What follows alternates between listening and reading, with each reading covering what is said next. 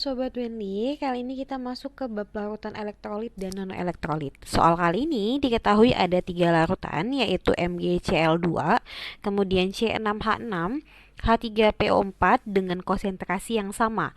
Yang ditanya adalah urutan larutan dari kekuatan daya hantar listriknya yang paling kuat.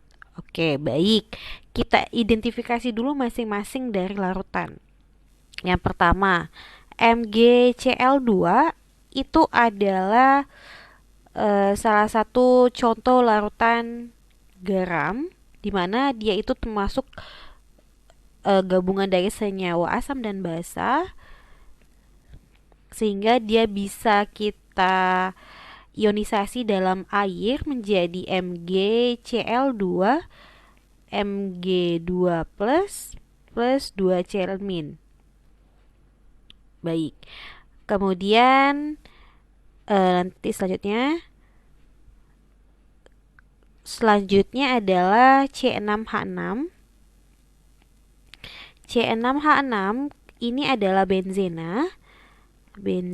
Ketika dimasukkan ke dalam air, dia tidak menghasilkan ion sama sekali.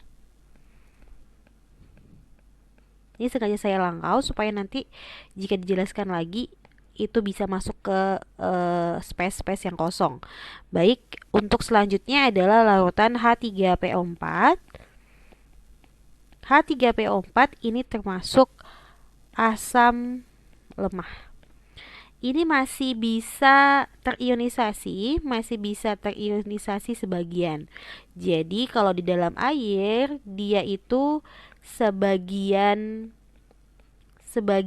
ion, sebagian ion, dan sebagian lagi adalah molekul. Selesai kita identifikasi, saya akan jelaskan mengenai konsepnya dulu.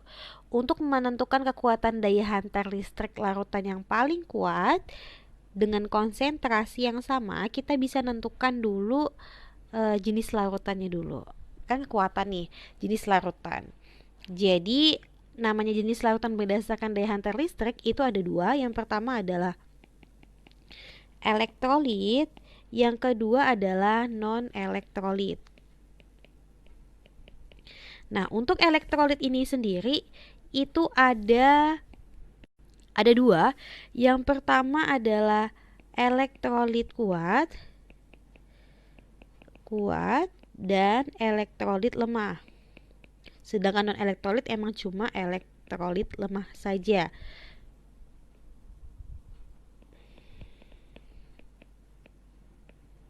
Elektrolit lemah. Baik.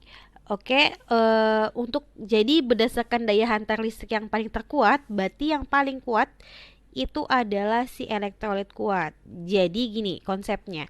Elektrolit itu adalah larutan yang bisa menghantarkan listrik. Seluruh elektrolit baik itu lemah ataupun kuat, dia bisa menghantarkan listrik. Hanya yang membedakan adalah kekuatannya saja. Jadi kalau kuat ya listriknya kuat. Kalau lemah berarti dia ya listriknya lemah. Sedangkan non elektrolit berarti tidak bisa menghantarkan listrik. Oke, lanjut. Karena tidak bisa menghantarkan listrik, kenapa dia tidak ada yang bisa menghantarkan listrik dan ada yang tidak bisa menghantarkan listrik? Ini alasannya. Yang pertama adalah larutan bisa menghantarkan listrik ketika dia menghasilkan ion.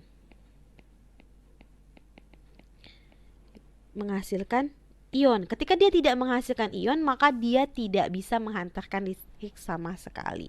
Nah, sekarang tadi saya sudah identifikasi masing-masing. Nah, di situ kita bisa simpulkan sama-sama bahwa MgCl2 dengan ionisasi yang secara sempurna ini otomatis dia menghantarkan listrik atau dia disebut elektrolit kuat karena dia 100% menghasilkan ion. Sedangkan pada C6H6 dia tidak menghasilkan ion sama sekali, otomatis dia tidak bisa menghantarkan listrik atau disebut dengan non-elektrolit. Sedangkan pada H3PO4 asam lemah masih terionisasi tapi sebagian. Jadi sebagian ion dan sebagian molekul. Jadi sebagiannya bisa melistrik, sebagiannya tidak. Berarti dia elektrolit lemah. Jika kita mau urutkan dari yang terkuat, kita langsung simpulkan saja. Dari yang paling kuat adalah MgCl2 lebih kuat daripada H3PO4, lebih kuat daripada C6H6. Ini kekuatannya dari yang paling kuat. Ingat, konsepnya adalah mana elektrik kuat, lemah, dan non-elektrolit berdasarkan ion yang dihasilkan.